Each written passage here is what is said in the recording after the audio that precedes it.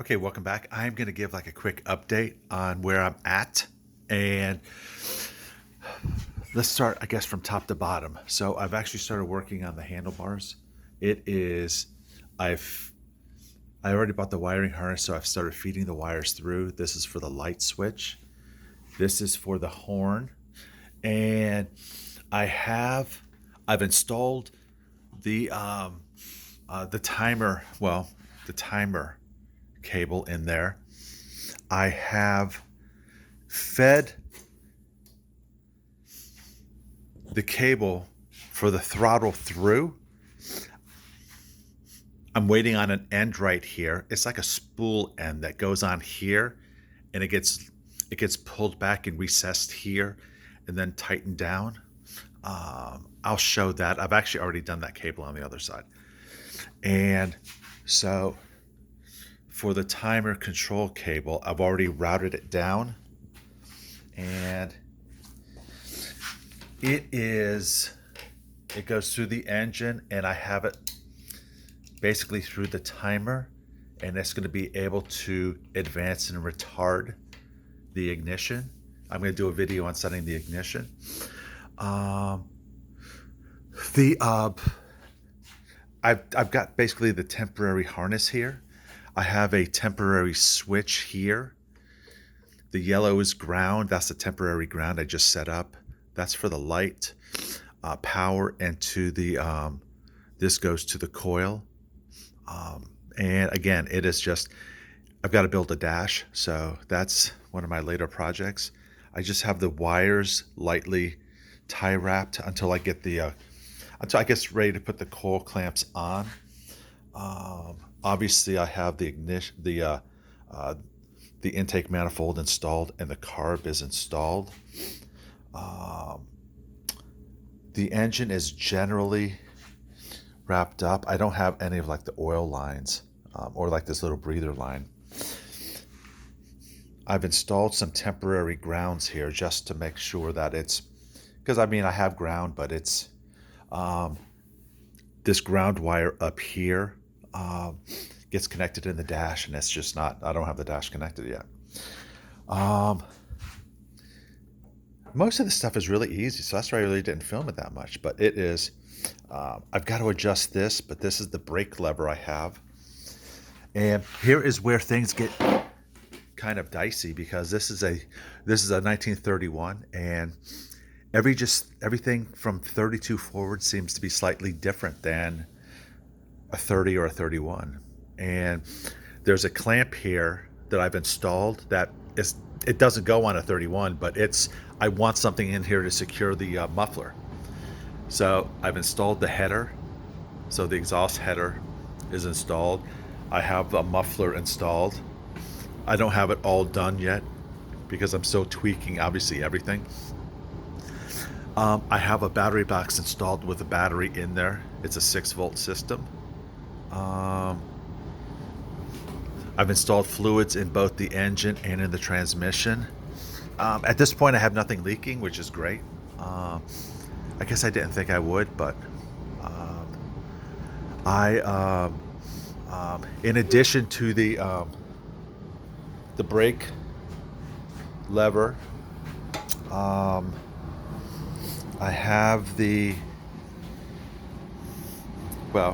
a previous video, I rebuilt the generator, and I have the clutch installed.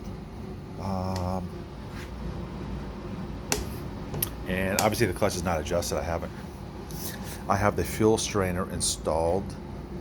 This is just temporary. I'm going to basically I'm going to try to start the engine, to be honest. I have the timing plug open, and so I'm going to do a video, like I said, of the ignition, of setting ignition timing. So obviously we need that one open. That rear wheel plate for the brake is not right. I have found one that's right, so I'm going to be rebuilding that. So we're going to get that set up, and once that is set up, I'm going to do I'll do the brake rod, and everything looks like it is progressing. Here's some things I still need to buy. The uh, the inner primary cover and the outer primary cover. The inner primary cover, I mean, it's looking like it's about $200. Outer primary cover, I just haven't seen a good one yet, and it's kind of making me a little bit nervous actually. But it is. I'll find one. The I don't have a seat yet. The seats are like $100, so I'm not too jazzed about that. I'll probably just buy one. Um, for the fenders, um, I don't have a good line on fenders. I've gotten a couple prices for fenders, and when each fender is basically $1,000, I just can't do that. I mean, I'm not going to spend $1,000 for a fender. I will put a a later model VL fender on there if I have to, or I'll put some knucklehead fenders on there. It is because I can probably get those for like $400 or $500, and but I'm not going to spend $2,000 on reproduction fenders. It's just nuts. Um, I mean, you can, right here, the battery box, you can see it hasn't been painted. It's basically primed. Um, the shifter is installed. I have the shift lever rod. Um, I don't have, and I have the tanks, and I'm going to work on the tanks. Um, there are a couple dents. You can see over there I have a stud welder for the dent repair, so I'm going to actually work on pulling those out. This frame is actually it's a correct 1931 frame. Well, it's a frame from 30 to 31. There's no attachment here for the coil control bracket, so that's why this is a special coil control bracket. And I mean, it's not that expensive. Um, I think it was like $60 for that bracket. Um, all the little bits and pieces going for it, probably another $15. So that was pretty reasonably priced. Um, the I um, So everything seems to be going along well. Um, I don't have any shoes in the front yet. Um, so I'm going to dig up some shoes, some brake shoes. The brake lever, I'm still trying to source that. So I'm going to say I have like 4 or 5 components that I'm still working on sourcing. Uh, when I say sourcing, I mean sourcing for a reasonable price. You can kind of get anything you want with a big wallet, but I guess my game plan is not to spend $2,000 for fenders, and for reproduction fenders, and I'm not going to spend $1,000 for a fender that is toast. I mean, it's just um, so I will get something that is comparable. Um, It's so funny because this, I mean, I kind of lucked out on this frame because I'm building the 34 also. Well, I'm going to, once this one's done, I'm going to do my 34. And so I'm going to, um, I've got a 34 frame. Well, it's a 32 and later frame, but this was a 30 or 31 frame. It doesn't have the bracket here, like I said, for the core control attachment. And uh, I think they call that the coil control. I don't know why they would call it the coil control, but it's almost controlling this controls there is like a little arm that goes through here that controls the throttle for the carb. And then the cable runs through. I've got it. You can see a little bit coming through this little bracket here, and that goes to the oiler. So I guess I almost would call it the oil control bracket. I've installed the relay here, and the relay basically just senses whether or not the generator is charging the battery, and it connects. One lead goes to the generator, and one goes to power. As a I have spark, so I knew I would have spark, so everything looks good. I can't really kick it right now because I have this brace on it, And I've got the rear kickstand coming. I should get it tomorrow or something, today or tomorrow. And I'm not going to really kick it or try to even attempt to see if it'll run until I can put it on the kickstand.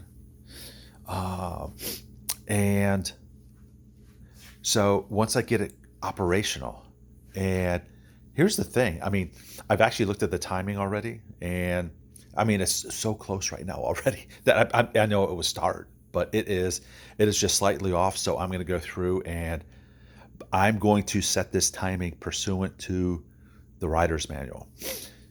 Steve Slocum's book really doesn't have a good uh, section on detailing how to set ignition timing, which is kind of a shame. You have to go to a different source. It would be nice if it were in his book. Um, so I'm going to go to the rider's manual and use their suggestion. I'm going to elaborate a little bit more I'm going to actually set up a test light. So we are going to set it up so where it is perfectly spot on. Well, perfectly spot on to what it's supposed to be with the timing mark. So we will, I guess, start to button everything up, start to get the entire bike operational. And then we are going to go through with a fine-tooth comb and make sure that every washer is installed, every nut is installed, every single grease fitting is correct. I'll probably change out these grease fittings to put the Alamine. And make sure everything is good to go. I guess ultimately this bike build has been I guess more than a build, it's been probably a treasure hunt, because you are looking for parts. And that's really what you're doing. It's a treasure hunt for finding a particular part. And the you think you are done, but then you realize, wow, I need like 2 or 3 more parts. And so it's not really that crazy. And especially if you do all of the work yourself, that is where you really are going to, that is really where it is going to be, I guess, the most satisfying, because I did not, well, for an instance, in one of the cylinders, I did not replace one valve guide. That, could I have replaced it? I would not have felt awful replacing it. It was slightly loose. Normally when I install a valve, and if I put my finger over the hole and I pull it out fast, I get like a little pop with a vacuum. On 3 of the 4 valve guides, I got great pop. One of them I did not get great pop. But here's the funny thing. If you were to tell me to replace that valve guide, okay. I mean, from where the bike is right now, let's say that it were actually totally built. I take the tanks off, take the top engine mount off, take the heads off, and quite honestly, and then just drop the exhaust. And I mean, I can get the cylinder off in probably 25 minutes, 30 minutes. And it is not crazy problematic. So I guess even rebuilding the top part of the engine it's not going to take that long. And especially since when I was building it, I'm putting them on, I'm taking them off. I'm putting them on and taking them off. I did at least twice, because I actually, I was using the wrong measurement for the ring clearances. So I'm super comfortable in taking everything on and off. And in the most economical way, and one that actually is going to work. So there's really kind of no issue. Even taking the engine out, probably taking the engine out probably would be an hour for me to get to the point of being able to take it out, which I think is kind of good. um, I don't see it being a problem. And um, so there is beauty in the economy of way this bike is built. Um, so it is, I guess I'm incredibly comfortable that I know the engine is going to run very well. I guess I am very comfortable that the transmission will run fine. Uh, I understand that it is basically like a crash box, and because there are no synchros in it. So the gears look pretty good. Um, if I get troubled, I can always buy, I think I can buy new gears for it. I probably wouldn't, but I think I can. And I have a couple spare extra uh, gears anyway. So this is where we are at. Um, everything looks pretty good. And oh, by the way, I did do a video of, I think I did a video of building the carburetor. I mean, it is nothing crazy. It is not hard at all. It is not, you sit 25 minutes, 30 minutes at your desk and you just build it. It's not a problem. All the parts are really available. And there are 2 or 3 videos that really show you accurately how to build these things. So, and all the parts are readily available. One curious thing is this, I don't know how this fuel line is going, because this is this is a correct fuel line. So I'm just curious about how that is going to work.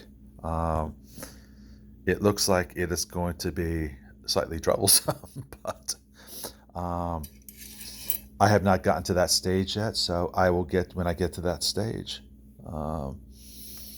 I will do it. There are a couple things that, well, again, this is being a 31, it's slightly quirky. And I think from 32 forward, all the parts that are available seem to be geared toward the 32 forward, which is fine. Just the slight variations of this bike make it so that sometimes the parts don't fit perfectly. And like this, you have to get different parts. So it's so funny when I'm looking at this and I'm looking at the bracket that should go here. It's radically different than what this bracket looks like. And it should be mounting on the frame here, and it's not, because I'm missing a tab here. Well, the 30 and 31 frames don't have this tab. So I thought, wow, did somebody, because I guess initially I thought somebody had cut it off, but no, I mean, it just never came with it. And so it is, this is the bracket for the 30 and 31. So I think this bracket is actually the same.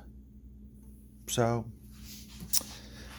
I guess thank you for watching. We're gonna continue, and I'm gonna do the I'm gonna do like the video for the ignition timing right now. So and we should be good to go on that. So thank you for watching.